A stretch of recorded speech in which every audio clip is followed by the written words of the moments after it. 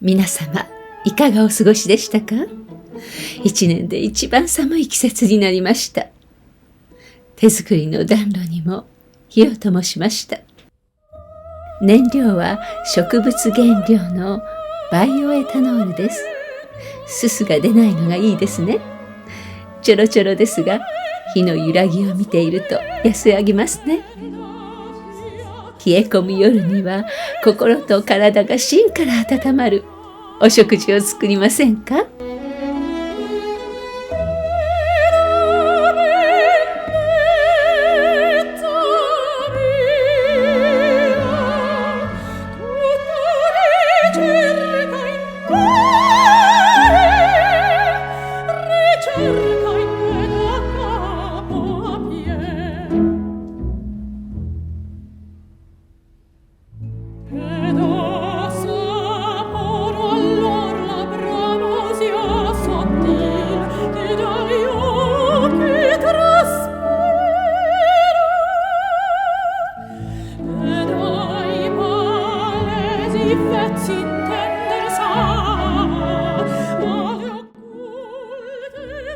今日の服はイタリア製ツイード生地を手縫いしました。ラメ糸が織り込まれているビビッドカラーです。表地はピンクより赤が強かったので、裏地を表に使いました。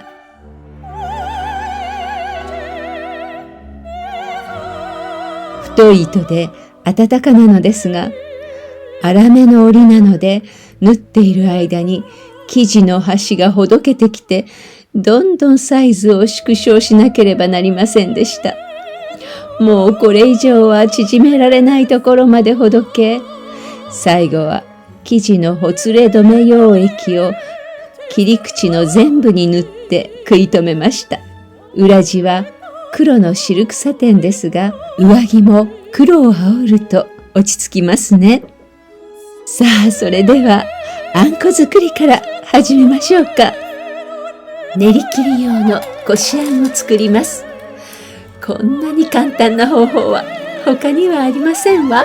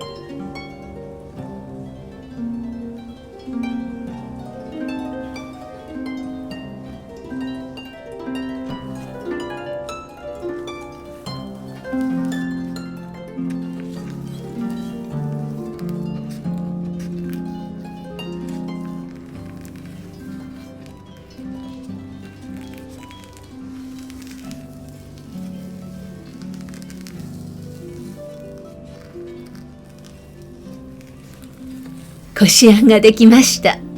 2種類の生菓子を作るのに、こしあんを4つに分けます。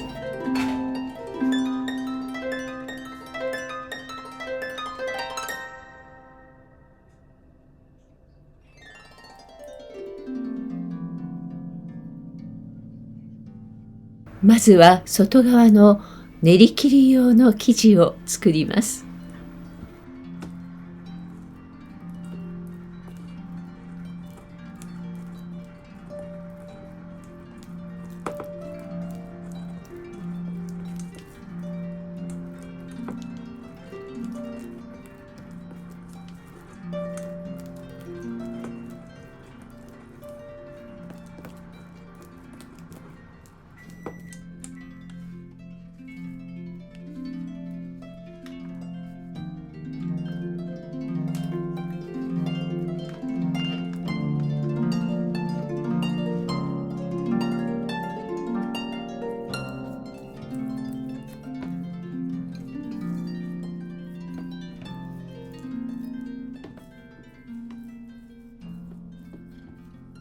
手にベタッとくっつかなくなるまで水分を飛ばして練り切りを作ります。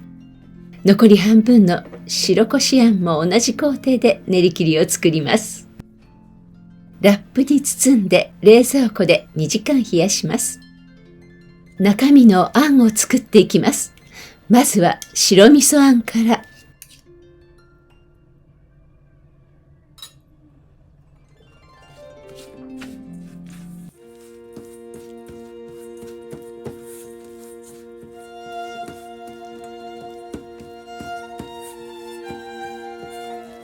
ゆるいので、電子レンジなどで水分を蒸発させたり、冷凍庫で固めたりします。抹茶あんも同様です。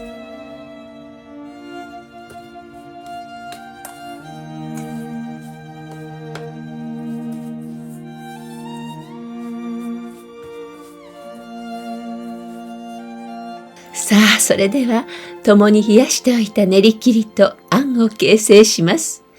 練り切りは等分して丸め、手のひらで押しつぶして伸ばします。あんをのせて包んでいきましょう。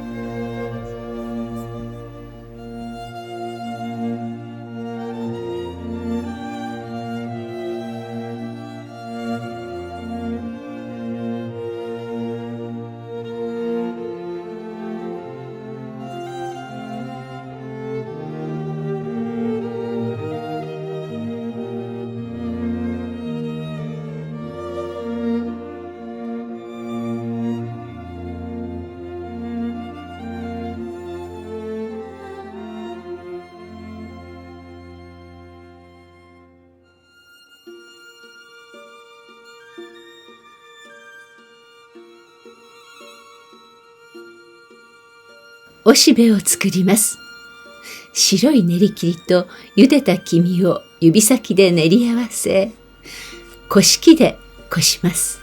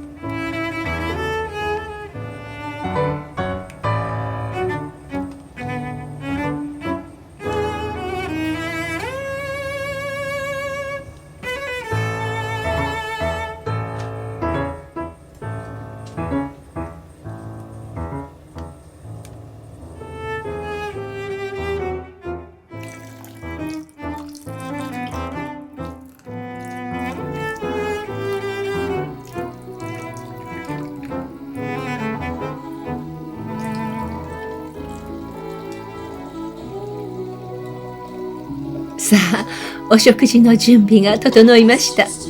今日は白ワインで乾杯しましょう。日本で初めてお酒について述べられたのは、スサノオが櫛灘姫を救うため、ヤマタノオロチに飲ませるために作らせたヤマタノオロチ伝説です。果実から8つの亀に酒を醸造するようにとスサノオは言ったんです。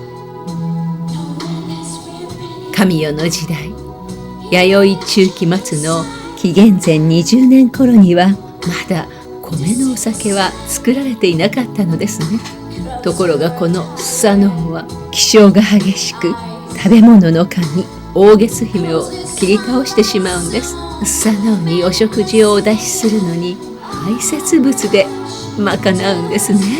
排出物からさまざまなごちそうが生まれるのですから、汚らわしいとスサノオが切り捨てたのもわかる気がします。ところがその屍からはまたさまざまな種類の種が生まれたのでした。頭から蚕、目から稲、耳から粟、鼻からは小豆、陰部からは麦、尻からは大豆が生まれたのです。神結びはこれらを大事に五穀の種としたのでした。これは食物起源神話の一つで、世界各地に見られるもので、ハイヌウェレ神話というんですね。死と再生を表しているのですね。食における循環を表しているのです。そうですよね。私たちは光合成をしないので、他の命をいただいて自らの生命を維持しているんですよね。きれい事では済まされない真理を神話は暗示しているのです。大寒の夜に土鍋に火をかけて海の幸をたぎらせます。それを一口口にしただけで体中に熱が行き渡って、なんて幸せなのかと感じずにはいられません。大月姫に感謝しないといけませんね。